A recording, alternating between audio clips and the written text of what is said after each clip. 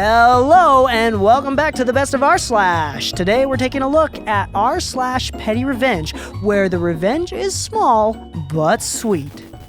This first story has been posted by porch-pirate hater. My area has a problem with porch pirates, and the cops are thoroughly useless. Your camera isn't good enough to prove the thief's identity.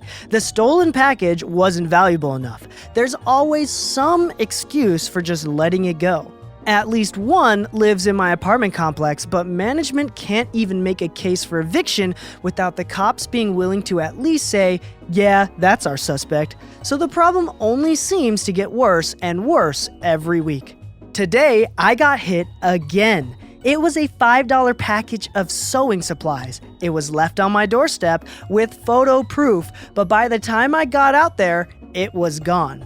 Now, I'm sitting in the middle of a crisis, making a point not to go out to a store for anything I can wait for, and some jerk-off saw my attempt to not get them sick as a golden opportunity for free stuff.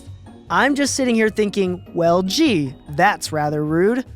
But I wasn't going to dwell on this. I had chores to do, namely my cat's litter boxes needing cleaning. So I got an empty mailing box and got to work. Opie then posts a picture of an empty box and next to it, the cat's litter box. But there wasn't really enough to fill the box, so I started thinking, do we have anything else similarly awful around here? And that's when I found my jar of failed sourdough starter. I didn't close it well enough. A couple of bugs got in, and predictability ensued from there. I'd been dreading cleaning that jar out for months. I'd had it sealed up to kill the bugs and keep us from smelling it, and I'd considered throwing it out altogether, but it was a nice jar, so I didn't want to do that. I finally decided to get it over with and clean it out. The jar is in the dishwasher as we speak. As for the contents, they're finally going to good use. And just to make it very clear how I felt about this, I left a little note with an applicable quote. Opie then posts a picture of the box with a piece of paper written in Sharpie, "Keep the change, you filthy animal." Put some plastic wrap over the top of everything to keep the spoiled bread juice from soaking through the box when I flipped it back over.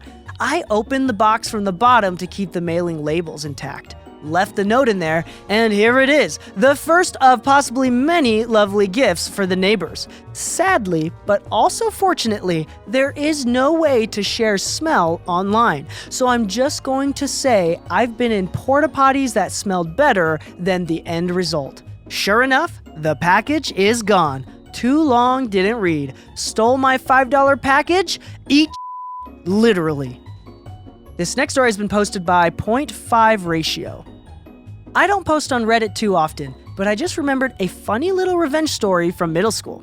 It was a fairly normal public school, on the smaller side. Lunches were only 30 minutes long. There were just over 100 kids in a single lunch period, and we were all pretty tame kids. At lunch, we had lunch aides. They were ladies who patrolled the lunchroom, keeping an eye on us, pulling the bad kids out to the office, etc. They would also check your lunch card before lining you up along the wall behind the cafeteria into a separate door that led into the lines where you'd get your food. They would only call one table at a time to get food, and the next table couldn't go until everyone was back and seated from the first. They would snap at you if you made a mistake, and if you lost or broke your lunch card, they made you go sit down and wait until the very last of the other kids had gotten their food. I was one of those who lost their card and had to wait 15 minutes and take the walk of shame. Here's where the petty revenge comes in. One day, the whole 7th grade class, the entire lunch period, decided that it wasn't fair to treat us like that and hatched a plan. That Monday, we'd all pack our lunches, every single one of us who could. Word had spread to the entire lunch period by the end of the day. That Monday, lunch rolled around and the cafeteria fell silent. Tables and tables full of packed lunches. Even most of those who didn't pack stayed and sat behind with us. We watched as maybe 4 or 5 kids got up to get the school's lunch. The aides were visibly confused and angry with us, and we hid our laughter through bites of our PB&Js and Lunchables. One of the lunch aides called in the vice principal. He pulled out the microphone from the front of the lunchroom and got our attention. To paraphrase, he lectured us with, "This is not how you deal with things. If you have a problem with the way something is handled, you come talk to us. This is a waste of food. The lunch ladies put a lot of time into making this food for you." And so on. In the end, it worked. We were let up with or without a card after that. We all knew our numbers anyway, or had them written on paper. We all ate our packed lunches in victory that day and returned to buying our hot lunches the next. This next story has been posted by Wigglewagon. Years ago, when I was a youngster, just starting to make my way in the adult world, I took a job at a machine shop. Since I was the new guy and a lot younger than the rest of the crew, I had to put up with a lot of practical jokes as a type of initiation hazing. It was all in good fun mostly, so I went along with the jokes knowing that the guys would give it up after a while. I was right. And after a few weeks, when the others realized that I was a decent sort and they could rely on me to hold up my end of the work, they eased up on the teasing.